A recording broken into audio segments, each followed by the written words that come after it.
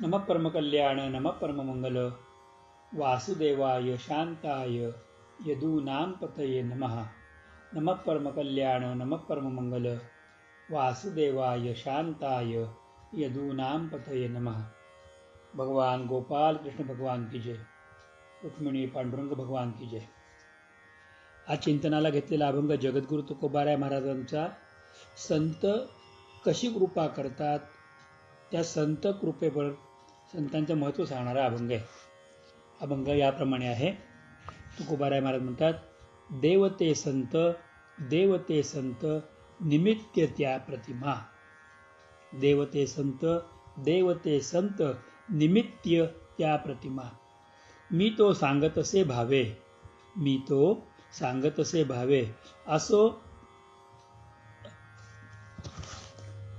असो ठावे सकळा। मी तो सांगतसे भावे असो ठावे सकळा। निराकारी ओस दिशा येथे इच्छा पुरदसे। देवते संत निमित्य त्या प्रतिमा। तुका म्हणे रोकडे केणे सिविता येणे पोटधाय। देवते संत निमित्त त्या प्रतिमा। अतिशय सुंदर अनुपम्य असं अध्यात्मातलं रहस्य किंवा अध्यात्मातली सुंदर उकल, एक गाठ माऊली तुकोबाराय महाराजांनी इथे उघडलेली आहे। एक अध्यात्मातले गुपित सांगितले आणि ते गुपित सांगत असताना तुकोबाराय महाराज एवढे आनंदून गेले कीर्तनामध्ये। सगळ्या श्रोतृवर्गाला समजून सांगत असताना तुकोबारायांनी हा अभंग गायलाय। तुकोबाराय म्हणतात की देवाची भक्ती करावी, पण ती देवाची भक्ती जी आहे ती करत असताना पुष्कळदा आपल्याला हे कळत नाही की आपण केलेली भक्ती देवापर्यंत पोहोचते का नाही। देवाला आपण जी विनंती करतो ती तो ऐकतो का नाही। मी देवाची पूजा करतोय, मी नेमकं काय करतो हो? बिनमल्य काढतो, देव तामणामध्ये घेतो, त्यांच्यावरती पाणी टाकतो, मग दूध टाकतो, मग परत पाणी टाकतो, तोंडाने काहीतरी मंत्र म्हणतो। तत्पश्चात मी एका वस्त्राने देवांना पुसतो, परत जागेवरती ठेवतो। ठेवल्यानंतर त्यांना मी गंध लावतो। जी देवी असेल तिला हळद कुंकू वाहतो, बाकीच्या देवांना नुसतं कुंकू वगैरे जे आहे त्याप्रमाणे वाहतो। नंतर देवांच्या वेगवेगळ्या प्रतिमांच्या प्रमाणे मी त्यांना फुलं वाहतो। आता भगवान श्रीकृष्ण असेल त्याला कुंदाची फुलं चालत नाही, गणपती असेल त्याला तुळशी चालत नाही, देवी असेल तिला दुर्वा चालत नाही, तिला तुळस चालत नाही, आणि मग शंकर असतील तर त्यांना बेलच आवडतो, बाकी पांढरी फुलं आवडतात, बाकी कुठली फुलं चालत नाहीत। मग त्याप्रमाणे जे देव आहेत त्यांना त्या फुलांचा अर्पण करून जे आपल्याकडे आहे ते अर्पण करून नंतर एवढ्याशा बारक्याच्या बोळक्या वाटीमध्ये दूध घेऊन ते पाणी फिरून नैवेद्य करून मग एखादी आरती म्हणून नमस्कार करतो आणि आपण म्हणतो की त्या देवाची माझ्याकडनं पूजा झाली। पण खरंच देवाची पूजा होते का आपण भातुकलीचा खेळ खेळतोय याचा विचार करावा। भातुकलीच्या खेळामध्ये सुद्धा लहान मुलं जे असतात ना ते खेळतात की रंगून जातात। आता मी तुम्हाला दाण्याचे लाडू करून देतो, आता मी तुम्हाला पोळी करून देतो, आता मी भात करतो, जसे आई बाबा करतात तसं सगळं ते करत असतात। सगळं खोटं देतात आणि आपण खोटंच खायचं असतं, आपलं पोट भरल्याची आपण त्याप्रमाणे सांगायचं असतं। मग परमार्थ हा असा आहे का की ज्या परमार्थामध्ये नेमकं मी काय करतो हे मलाच कळत नाही, नेमकं मी कुठे आहे हे मलाच कळत नाही। असं खरंच कुठं असतं का की मी कुठे आहे मला कळत नाही। 2 दिवसापूर्वी माझ्या मनामध्ये विचार आला होता की अशा एखाद्या संतांच्याकडे आपण जावं। 2 दिवसापूर्वी माझ्या मनामध्ये असा विचार आला होता की आपण एखाद्या संतांच्याकडे जावं आणि त्या संतांना विचारावं की तुमच्या अंतःकरणातली पट्टी लावा, मोजपट्टी लावा, आणि मी आता कुठपर्यंत आलेलो आहे, किती मागे आहे, किती पुढे मला सांगा। आणि त्यावेळेला मी माझ्याशी हसलो की आपण त्यांच्याकडे गेल्यानंतर ते आपल्याला सांगतीलच कशावरनं। कारण आपण त्यांच्याकडे गेल्यानंतर आपण भक्त आहोत हे आपण पहिल्यांदा कृतीतून कुठं दाखवणार आहोत की मी देवाचा भक्त आहे। नुसतं गंध, माळा, टिळे, वेश परिधान केला म्हणजे मी भक्त होतो का? अंतःकरणात मला भक्तीचा स्पर्श झालाय का, ओलावा झालाय का? खरंच भगवंतांच्या स्मरणाने माझ्या डोळ्यांना पाझर फुटतो का, ओले होतात का? माझ्या अंतःकरणामध्ये तेवढी तळमळ आहे का भेटीच्यासाठी? थोडं अंतःकरणपूर्वक तसा उमाळा येतो का? मी खूप शांतपणे विचार करून बघितलं पाहिजे की भगवंताला ज्या आवडतं त्या गोष्टी माझ्यामध्ये आहेत का? ह्या जर गोष्टी माझ्यामध्ये नसतील तर मी संतांतून काय विचारणार की मी कुठपर्यंत आहे? पुष्कळदा असं होतं की आपण देवाच्या फोटोला गंध लावतो, देवाच्या फोटोला हार घालतो, देवाच्या फोटोला तुळशी चिटकवतो, देवाच्या फोटोला फूल लावतो. पण ते कुठं लावतो आपण माहिती आहे का? तर देवाची प्रतिमा आतमध्ये असते आणि आपण जे उपचार करतो ते सगळे फोटोच्या वरती म्हणजे वरच्या काचेवर करतो. जर तो मागचा फोटो काढून घेतला तर तुम्ही लावलेला गंध, तुम्ही चिटकवलेली तुळस, तुम्ही घातलेला हार, हार तुम्ही फ्रेमला घातलाय, गंध तुम्ही काचेला लावलंय, तुळशी काचेला चिटकवली आहे, यापेक्षा वेगळं काय केलंय? खरंच भगवंताला आपल्याला लावलेल्या गंधाचं बोट पोचतं का तिथपर्यंत? खूप विचार करण्याजोगता प्रश्न बरं. आणि या सगळ्याचं चिंतन तुम्ही करा म्हणजे आपण या अभंगाच्या मूळ गाभ्याकडे जाऊ शकतो. ही खरंच आहे का? जसं तुळशीदास चंदन घिसे तिला कधी तर रघुबीर, हे त्यांनी म्हटलं, तसं चंदन तुळशीदासाने घासलं आणि गंध रामाने लावून घेतलं. हे आपल्या आयुष्यामध्ये अनुभव कधी येईल का की आपण देवाची सेवा करतोय आणि ते देवाने स्वीकारलेली आहे? मग या अनुभवामधून अध्यात्मामधून निराशा येते का? तसंही नाही.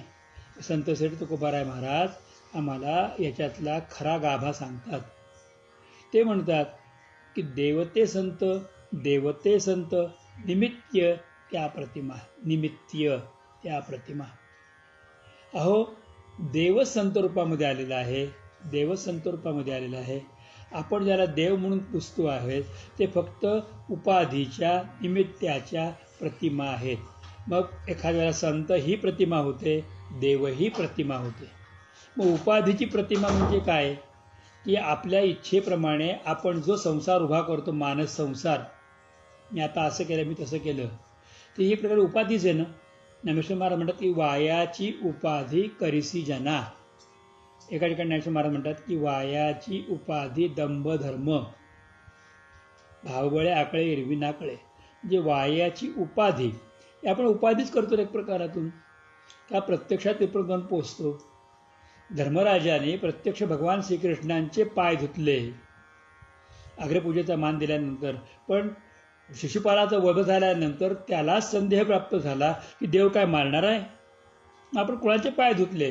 त्याला नारदांनी भगवंताच्या भक्तीमध्ये 7व्या स्कंदामध्ये स्पष्टपणे समजावून सांगितलं, अरे तुला असं वाटतं की आम्ही तुला भेटायला येतोय, पण खरं कारण असं आहे की तुझ्याकडे तो जो परमात्मा आहे ना, तो साक्षात तुझा आते भाऊ नाही आहे, तर तो प्रत्यक्ष परमात्मा आहे. तू तुझा मामी भाऊ नाही आहे, तो प्रत्यक्ष परमात्मा आहे असं वेळा सांगितलं. त्यावेळेला युधिष्ठिराला आणि 5ही पांडवांना कळालं की आपण ज्याची पूजा केली तो प्रत्यक्ष परमात्मा आहे. मग संत ही प्रत्यक्ष परमात्म्याची रूपं असतात, हे तुकोबाराय महाराज सांगतात. हे अभंगाच्या दुसऱ्या चरणात सांगतात की मी तो सांगत असे व्हावे, असो ठावे सकळा. मी जे तुम्हाला सांगतोय ना ते खऱ्या खऱ्या रूपातून प्रथम वचमी सत्यम वचमी, मी तुम्हाला खरं तेच सांगतोय, परंतु ते सांगत असताना मी मोठ्या भावार्थाने सांगत आहे. आणि हा भावार्थ जो आहे हा तुम्ही नीट लक्षात घ्या, या भावार्थाला चुकू नका. मग हा भावार्थ काय आहे की मी सांगतोय तो की देवते संत, देवते संत, ज्याप्रमाणे देवाला अत्यंत प्रेम प्रकट करायचं होतं आणि प्रत्येक ठिकाणी जाता येत नाही म्हणून देवाने आई तयार केली आणि त्यामुळे प्रत्येकाला आईचं प्रेम म्हणजे देवाचं प्रेम मिळालं. तसे अशी गोष्ट असते की एखाद्या गोष्टीचा विरोध झाला तर देव सहन करू शकत नाही. देवाला तारणं माहिती नाही, देवाला मारणं माहिती आहे. देवाला भक्ती देता येत नाही, देवाला वेगळं काही देता येत नाही.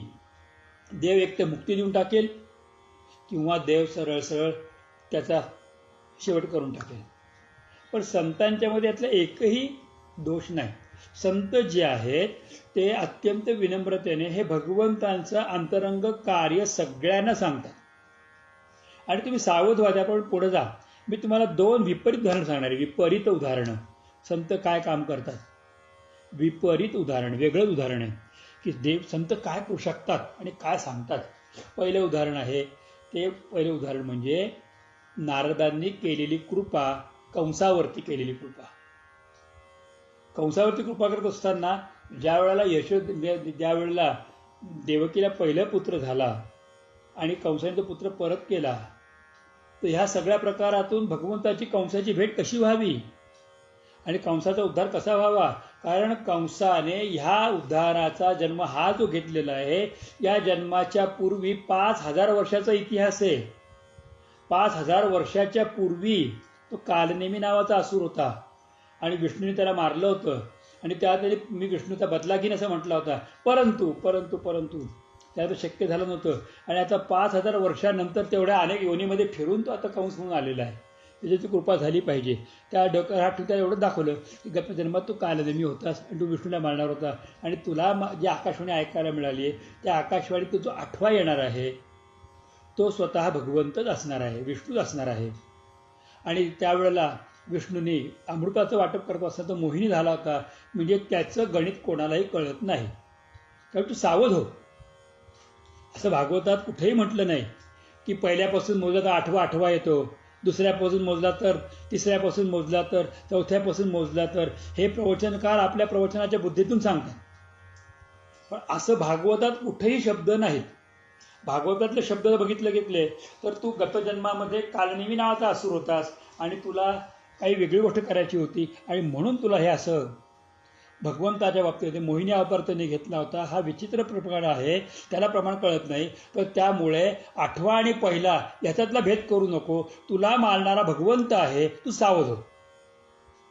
म्हणजे तुला मारणार कोण तेही सांगितलं आणि भगवंताची ओढे लावून दिली. त्यांच्या कृपेमुळे झालं काय, तर कंसाच्या अंतरंगामध्ये भगवंताविषयी असा राग तिरस्कार, एक प्रकारातली विरोधी भक्ती उत्पन्न झाली. आणि त्यामुळे पुढच्या संपूर्ण कालखंडामध्ये कंसाने रात्रंदिवस राज्य सोडलं, बाकी काम सोडलं आणि फक्त त्या चतुर्भुज रूपाचं चिंतन केलं की ज्या चतुर्भुज रूपाने आपल्याला मारलंय. पण भगवंत प्रकट होणार होते ते बालक रूपामध्ये, गर्भरूपामध्ये. ते काय चतुर्भुज रूपात प्रकट होतील पुढे येतील असं होते का. परंतु नारदांनी जे चतुर्भुज रूप ध्रुवाला दाखवलं होतं आणि विपरीतरित्या दाखवलं बाकी याला, की विष्णूंचं चतुर्भुज रूप दाखवलं. आणि त्याच्यानंतर दुसरा प्रसंग सांगतो त्याच कंसाच्या बाबतीतला, की ज्या वेळेला अनेक आसूर मारले गेले त्यावेळेला नारद पुन्हा आले, शेवटची कृपेची वेळ आली. त्यानंतर सांगितलं, अरे तुझा अपूर्व शत्रू जो कोणी आहे ना, तो तोच आहे, कृष्णच आहे. आणि ती आकाशामध्ये गेली ती माया होती, ती यशोदेची कन्या होती. आणि तुझा पुत्र तिकडे, म्हणजे हा जो पुत्र आहे तो वसुदेवन तिकडे नेऊन ठेवला आणि मी त्याला मारू का वसुदेवाला. म्हणजे आता ती चूक करू नको, तुझा शत्रू कोण आहे ते बघ. आणि मग त्यावेळेला चतुर्भुज रूपातलं दर्शन द्विभुज रूपावरती आणलं. चतुर्भुज रूपातला विष्णू 2 रूपातल्या 2 हाताच्या म्हणजे नेहमी आपल्यासारख्या माणसासारखा तो मुलासारखा मुलगा त्या रूपावरती ते आणून दिलं. आणि त्यामुळे आता त्याच्या मनामध्ये उत्सुकता निर्माण झाली कृष्णाला भेटण्याची. आतापर्यंत त्याची इतकी उपासना होती विष्णूची भेटण्याची झाली होती, आता उत्पन्न झाली इच्छा कृष्णाला भेटण्याची. आणि कृष्णाला भेटण्याची इच्छा झाल्यानंतर मग त्याने निमित्त केलं आणि निमित्त करून तो यज्ञ करायचा वगैरे निमित्त करून अक्रूराला पाठवून कृष्णाला मथुरेमध्ये बोलवून घेतलं. आणि त्या कृष्णाला तो मथुरेमध्ये आल्यानंतर त्या रात्री तो त्याला सगळीकडे कृष्ण दिसत होता, सगळीकडे तो विष्णू दिसत होता. एकदा विष्णू, एकदा कृष्ण, एकदा विष्णू, एकदा कृष्ण. हेच अभंगाच्या दुसऱ्या चरणामध्ये सांगतात, मी तो सांगत असे भावे असो ठावे सकळा. मी काय सांगतोय ते नीट समजावून घ्या, की संतांचं बोलणं संकेतामध्ये असतं, पण तो संकेत निर्देश करतात, तो निर्देश कधीही चुकीचा नसतो. म्हणजे गाई लुटायच्या, त्यांच्या गायतल्या घंटा काढायच्या, त्याला वेगळ्या वाटेत न्यायचं आणि दुसऱ्याच बाजूला घंटा वाजवत दुसरं कोणतरी जायचं, असला प्रकार संत करत नाहीत. ज्या दिशेला देव उभा आहे त्या दिशेला देव दिसतो, त्याच दिशेला त्याला पाठवायचं. हे संतांचं मोठं वैशिष्ट्य आहे. एक दुसरं उदाहरण सांगतो. जे दुसऱ्या उदाहरणामध्ये हिरण्याक्ष मारला गेल्यानंतर भगवंताने हिरण्यकश्यपूच्या हृदयामध्येही असंच जाऊन बसले आणि वैकुंठामध्ये तर तिथपर्यंत येऊ दिलं. आता विषय प्रश्न पडतो की हिरण्यकशिपू वैकुंठापर्यंत कसा पोहोचला? पापी असणार तो वैकुंठातच राहणारा होता, तो जयविजय होता. त्यामुळे त्याला तिथपर्यंत येण्यासाठी वेगळ्या पासवर्डची गरज नव्हती. तेवढं पुण्य त्याच्याकडे पहिलेच होतं, म्हणून तो वैकुंठापर्यंत पोहोचू शकला. पण खरी कृपा केली ती पुढे संतांनी. त्याच्या पुत्राला प्रल्हादांना भगवंताची ओळख करून दिली आणि त्याच्याकडून भगवंताची आठवण त्यांना प्रत्येक वेळा देववली की तू ज्याला वैकुंठामध्ये पाहू शकला नाहीस, पण आठवते का, काय स्मरणात आहे का की तो वैकुंठात तोच भगवंत होता, तोच भगवंत होता, तोच भगवंत आहे. आणि शेवटी कुठेही कळलं नाही. अनेक प्रकाराने त्यांनी त्या मुलाला मारायचा प्रयत्न केला, कारण राग होता भगवंतावरती. त्याच्या रक्ताने श्राद्ध करायचं होतं आपल्या भावाचं. पण ज्या वेळेला शेवट कृपेची क्षण आला त्यावेळेस त्याचे दोन शब्द निघाले, क्वासी दिस सर्वत्र कस्मात स्तंभेने दृश्यते. तो सर्वत्र आहे तर खांबात का दिसत नाही? त्यावेळेला संत रूपामध्ये असलेले श्री प्रल्हादजी महाराज जे आहेत त्यांनी होय तो खांबामध्ये आहे असं म्हटल्यानंतर भगवंत खांबातून प्रकट झाले आणि हिरण्यकश्यपूला आपल्या मांडीवरती घेतलं. कोणाला मांडीवरती घेता येईल? मांडीवरती ज्याला घेतलं जातं तो बालक असतो. मांडीवरती बसते ती फक्त पत्नी असते. मांडीवरती बसवतो पुत्र किंवा पत्नी, या दोघांनाच अधिकार आहे मांडीवर बसण्याचा. त्याच्यामध्ये महाभारतामध्ये सांगितले उजव्या मांडीवरती बसतो तो पुत्र असतो किंवा सून असते, डाव्या मांडीवरती बसते ती फक्त पत्नी असते. पत्नी उजव्या मांडीवरती बसवली तर तिच्याबरोबर तुम्हाला संबंध राखता येणार नाही, कारण तुम्ही शास्त्राच्या विरुद्ध गेलात. पत्नी डाव्या मांडीवरती बसते, वामांकारूढ सीता मुख कमल मिलल लोचनम निरदाभम, रामरायांनी ते वर्णन करून सांगितले. तर भगवंताने त्याला मांडीवरती घेतलं पुत्राप्रमाणे, आणि मांडीवरती घेत असल्यानंतर त्याला बसवलं, त्याला आडवं केलं आणि मग त्याला आपलं दर्शन दिलं, कारण त्याच्या डोळ्यांनी पूर्ण दिसावा त्यासाठी भगवंतांनी कृपा केली. मी तुम्हाला मुद्दामून सांगतो, मोठ्या भावार्थाने सांगतो, सगळ्यांना माहिती करून घ्या की संत असा निर्देश करतात की त्या त्या भक्ताला भगवंतापर्यंत बरोबर घेऊन जातातच.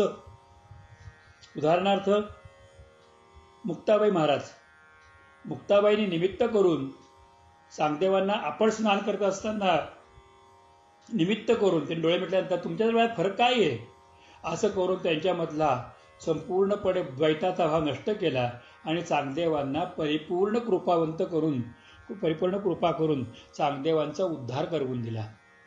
किती जण आहेत? केवळ एका रेड्याचं निमित्त करून माहेश्वर महाराजांनी अनेक विप्रवरांना सगळ्यांना भगवंतांच्या मार्गावरती नेलं. आपल्याला लक्षात येईल की स्वामी समर्थांच्या चरित्रामध्ये पण अशा अनेक घटना घडलेल्या आहेत की स्वामी समर्थांनी जेवढे शिष्य घडवले ना त्याच्यापेक्षा जास्त संत घडवलेत, कारण ते स्वतः परमेश्वराचं रूप होतं. आणि त्या रूपाने त्यांनी म्हणजे आपल्याला आश्चर्य वाटेल की शेगावच्या गजानन महाराजांच्या पासून कितीतरी संत की ज्यांनी पुढे अनेकांवर कृपा केलेली असं संप्रदाय निर्माण केला, वैष्णवांचा दैवताचा संप्रदाय निर्माण केला. हा स्वामी समर्थांच्या संप्रदायाच्या निमित्ताने बघायला गेलं ना तर हजारो संत आहेत की ज्यांच्यावरती कृपा स्वामींनी केली. हे संत जे आहेत हे असे असतात की भगवंताला प्राप्त करतात आणि प्राप्त झालेला भगवंत त्याला स्पर्श करून परत येतात, संसारामध्येच येतात आणि ते संसारातल्या श्रांत जीवांना विश्रांती देण्यासाठी म्हणूनच त्यांचं प्राकट्य झालेलं असतं, त्यांचं इथे येणं झालं असतं. ते स्वतः अनेक प्रकारचा दास, ज्याप्रमाणे झाड संपूर्ण ऊन वैशाख वणवा आपल्या मस्तकावरती घेतं पण खाली बसलेल्या बाकी गार सावली देतं, तद्वत संत संपूर्ण संसार मस्तकावरती घेतात परंतु प्रत्येक जीवाला बाकी भगवंताकडे घेऊन जातात.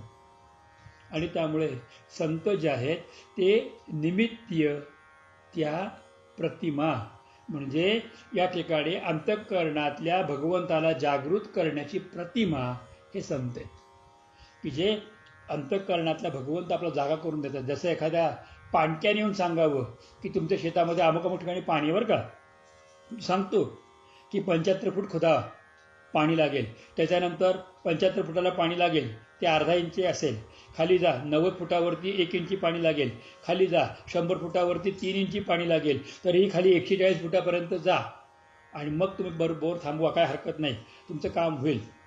खरोखर संत्या बोर करणाऱ्या माणसाने सांगितल्याप्रमाणे, पाणक्याने सांगितल्याप्रमाणे 75 फुटाला पाण्याचा ओलावा दिसतो. त्याच्यानंतर 90 फुटाला अर्धा इंची पाणी दिसायला लागतं. खाली गेल्यानंतर 100 फूट गेल्यानंतर 3 इंची पाणी लागतं. ते सांगितलं 140 फूट खाली जा, मोटर खालपर्यंत उतरवायची आहे. आणि उतरल्यानंतर 140 फुटावरनं पाणी उचललं जातं आणि जमिनीवरती वरचे फक्त 4 इंच भिजवलं जातं. पण वरचा थर 4 इंच भिजतो. 140 फुटातनं वर काढलेलं पाणी फक्त वरचं 4 इंच भिजवतो आणि 4 इंचामध्ये पूर्ण शेती तयार होते, सुबत्ता तयार होते. हीच तर गोष्ट आहे की खोल असलेल्या परमात्म्याला, अंतःकरणामध्ये कुठेतरी लपलेल्या त्या परमात्म्याच्या सद्भावनेला संत बाहेर काढतात आणि ते बाहेर काढून तुम्हाला देतात आणि तुमच्या 4 इंचावरती म्हणजे मन, बुद्धी, चित्त, अहंकार याला आकंठ भिजवून टाकतात आणि त्याच्यातून तुमचा परमार्थ घडवतात. आणि म्हणून तुम्हाला सत्य सांगतो की मी तो सांगत असे भावे असो ठावे सकळा. हे नेमकं काय आहे हे तुम्हाला मी रहस्य सांगतो, हे नीट समजावून घ्या.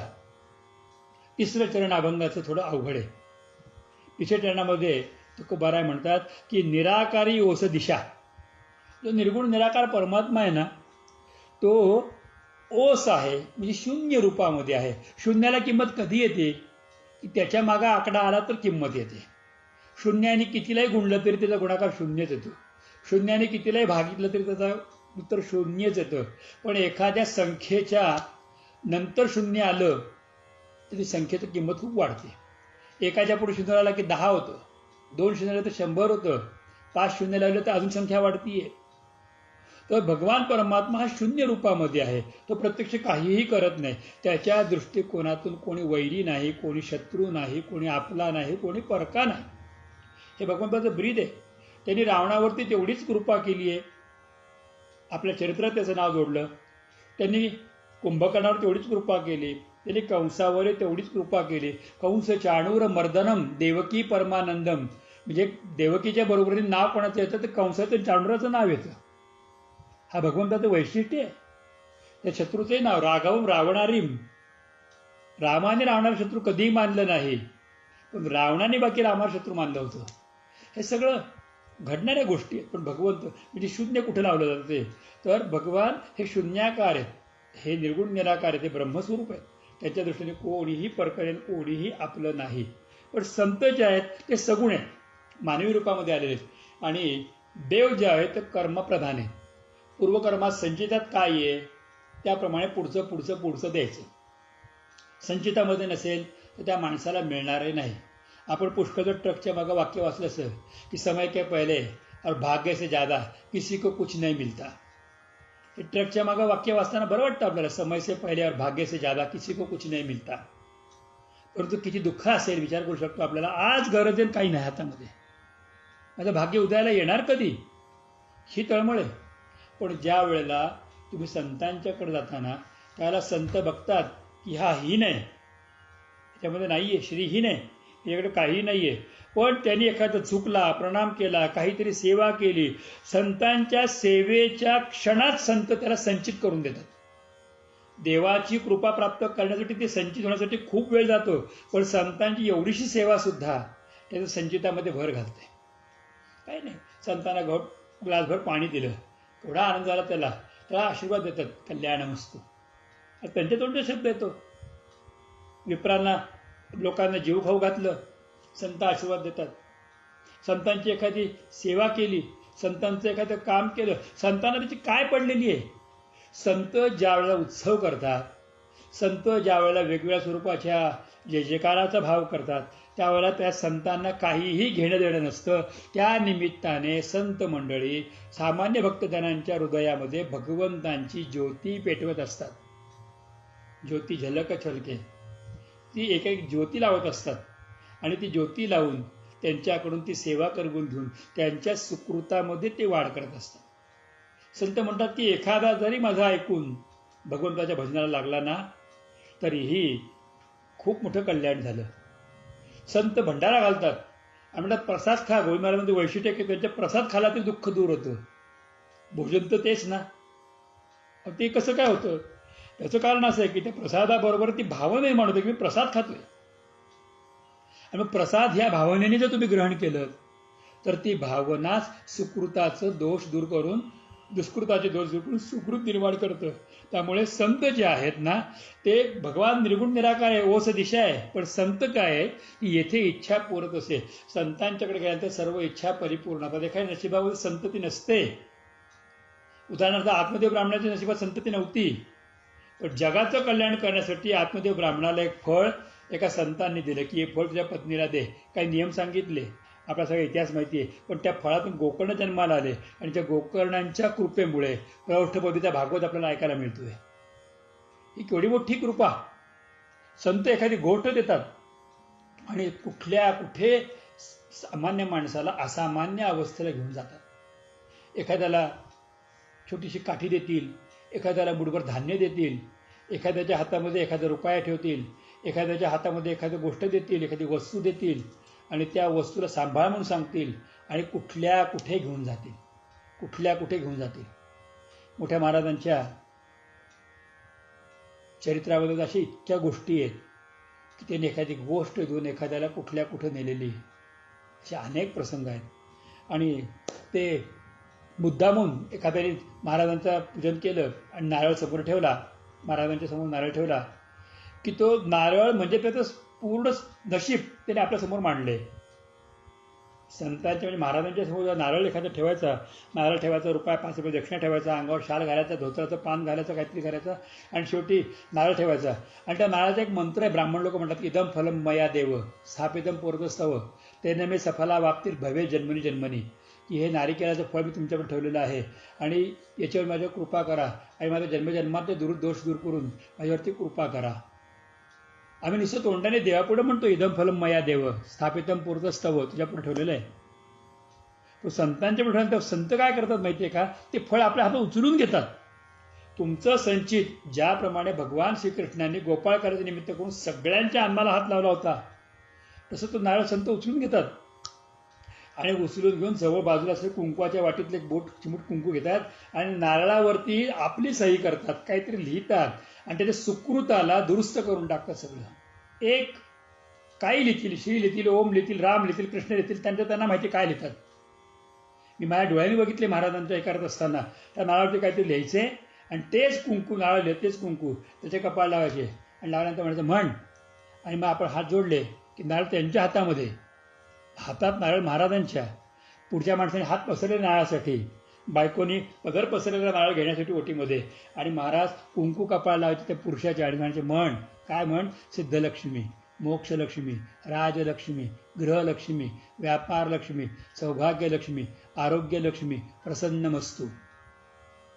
म्हणजे ज्या अष्टलक्ष्मी आहेत त्या अष्टलक्ष्मींचं स्मरण महाराज करायचे आणि ते उच्चार पुढच्याकडनं करवून घ्यायचे. आणि प्रसन्नमस्तू म्हटल्यानंतर महाराज कपाळात लावायचे आणि त्याला आशीर्वाद द्यायचे. आणि मग तो नारळ त्याच्या ओटी हातात घालायचा. मग ती ओटी बायकोच्या ओटीमध्ये घातला की मग ती बायकोची ओटी लावायची कमरेला आणि दोघांनी मिळून नमस्कार करायचा. दोघांनी नमस्कार केला की मग महाराज खडी साखर द्यायची, प्रसाद घे. अनेकांची कामं नुसत्या एका फळावर प्रसादावरती झालेली आहेत. ज्येष्ठ महिन्याच्या उत्सवामध्ये महाराज ज्या वेळेला नारळ प्रसाद देतात त्या नारळ हलकं समजू नका. त्या नारळात एवढी ताकद आहे की तुमचं सर्व सुकृत बदलण्याची ताकद त्या नारळामध्ये आहे. मी अनुभव घेतलाय, मी स्वतः अनुभव घेतलाय. महाराज काय देतील त्या दिवशी हातामध्ये, काय त्यांच्या मनामध्ये असेल, एखाद्याला कृपा करताना काय देऊन टाकतील. अहो भगवंताला पण गपचूप सांगतात जा मागे मागे जा, याचं सुकृत बदलायचं आहे. तुम्हाला शाल घातली, प्रसादाची पुडी दिली, नारळ दिला, काय दिलं. तू पुष्कळदा असं होतं की प्रसादाच्या पुड्या आल्या ना की आपल्याकडे 2-2, 3-3 प्रसादाच्या पुड्या येतात. का देतात 2-2, 3-3 हो? कारण तुम्ही ते वाटाव्याची इच्छा असते, 4 लोकांपर्यंत जावं. आपण काय करतो, आणून घरात कुठेतरी कोपऱ्यात ठेवून देतो. एखाद्याला पुडी फोडली जाते की फोडली जातही नाही खडी साखर असेल तर. म्हणजे त्या संतांनी केलेल्या कृपा प्रसादाचं दान आपण कोपऱ्यात कुठेतरी ठेवून देतो आणि मग म्हणतो आपली इच्छा पूर्ण झाली. कशी होईल इच्छा पूर्ण? कारण येथे इच्छा पुरत असे. ते संत जे आहेत ते तुमच्या सुकृताला पूर्णपणे बदलू शकतात.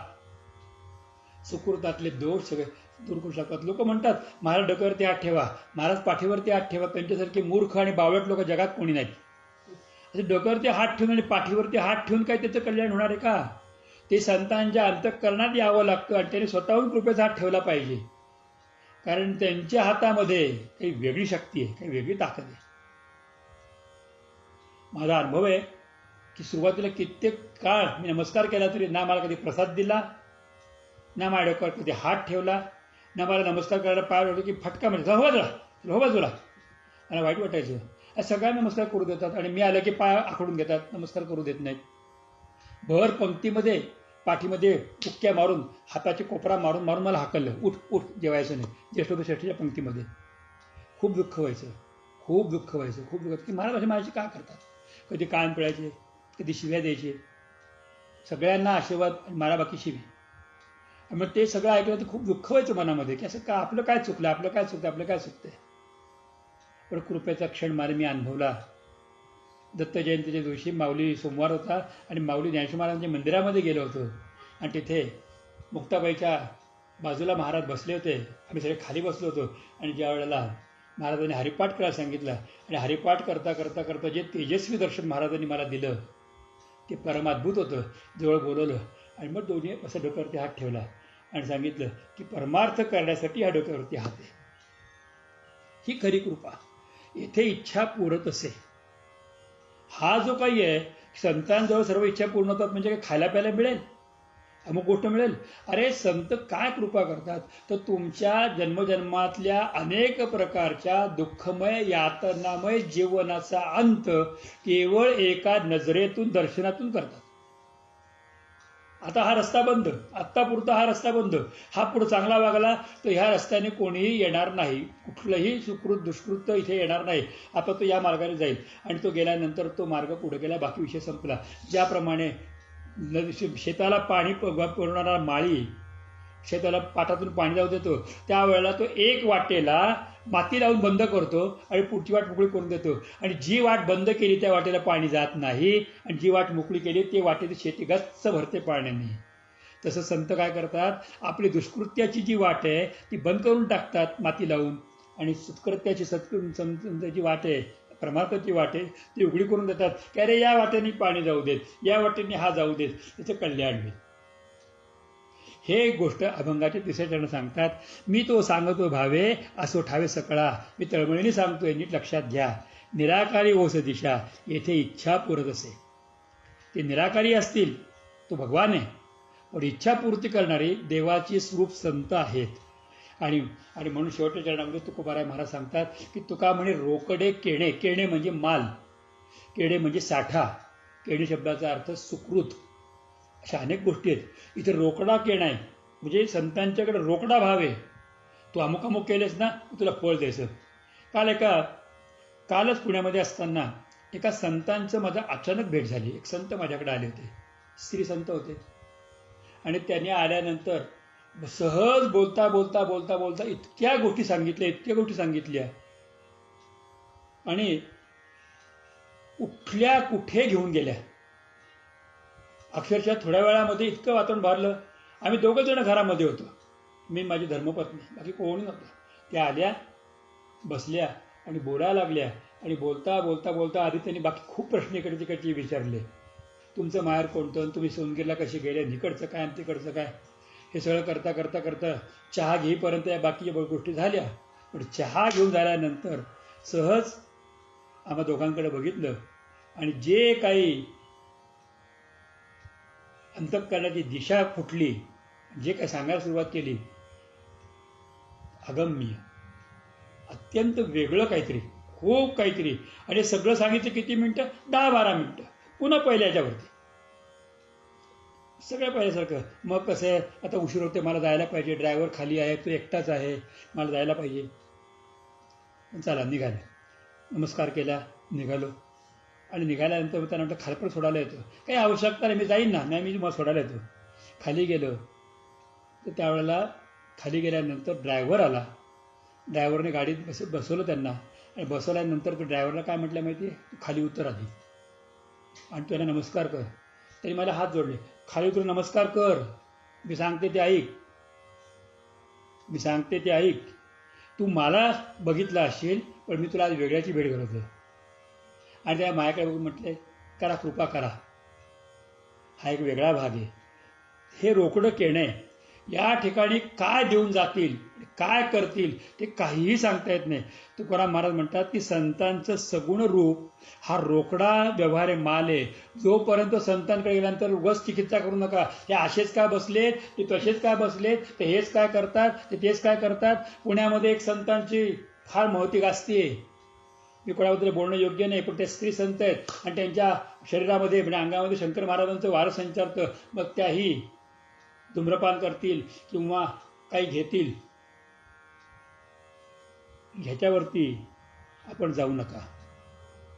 खरे संत जे आहेत ना, ते अंतःकरणातल्या गाठी संपूर्ण सोडून टाकतात आणि जाता जाता नकळत स्पर्श करतात आणि त्या गाठींचं बंधना वाचोनी उकलली गाठी देता आली मिठी सावकाश, हा संतांचा स्वभाव आहे. आणि त्यावेळेला ते करत असताना तुकोबाराय महाराज पुढे म्हणतात की तुका म्हणे रोकडे केणे सिवता येणे पोटधाय. आणि ज्यावर ह्या संतांची जर आपण सिवता म्हणजे सेवन केलं, म्हणजे त्यांची जर सेवा केली, तर येणे पोटधाय, तुमचं पोट गच्च भरेल. कशाने भरेल तर आत्मशुद्धीने. कशाने भरेल तर आत्मानंदाने. कशाने भरेल आत्मानुभवाने.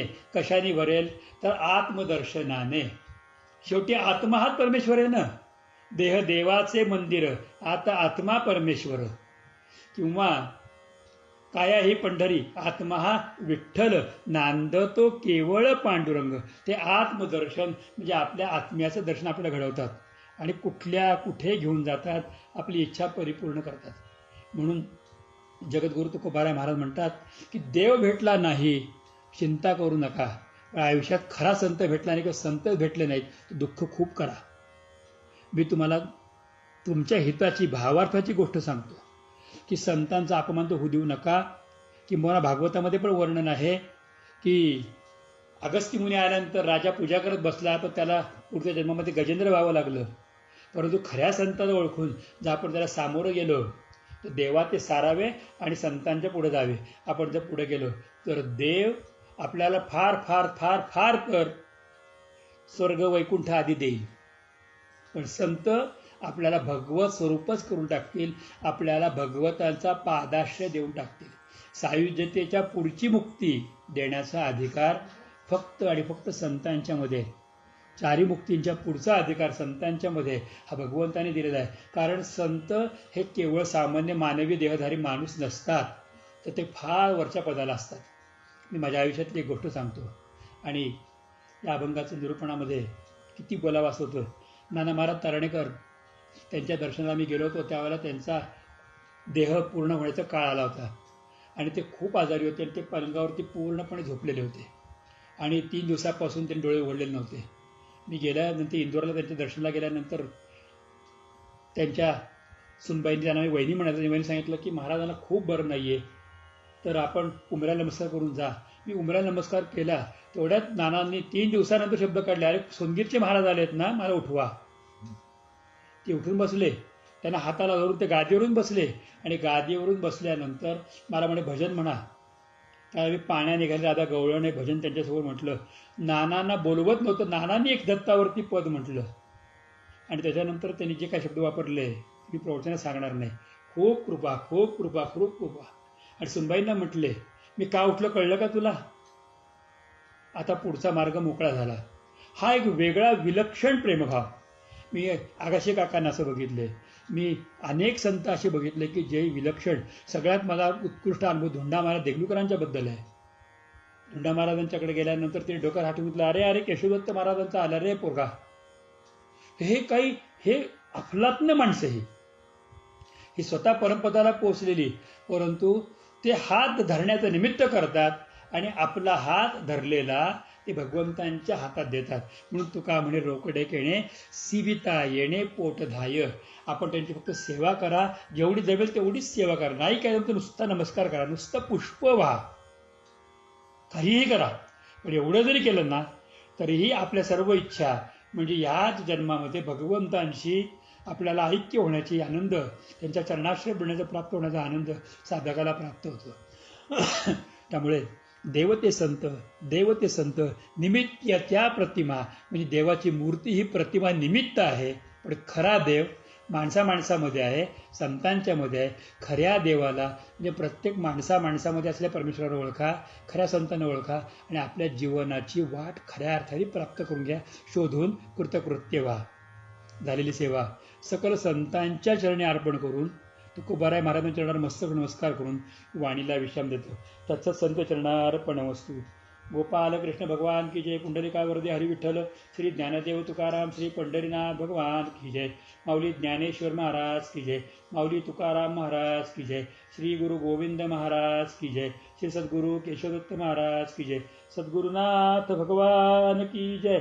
सर्व संतन की जय. गोपाल कृष्ण भगवान की जय. सर्वांना माझा अत्यंत प्रेमपूर्वक जय श्री कृष्ण, जय श्री कृष्ण, जय श्री कृष्ण.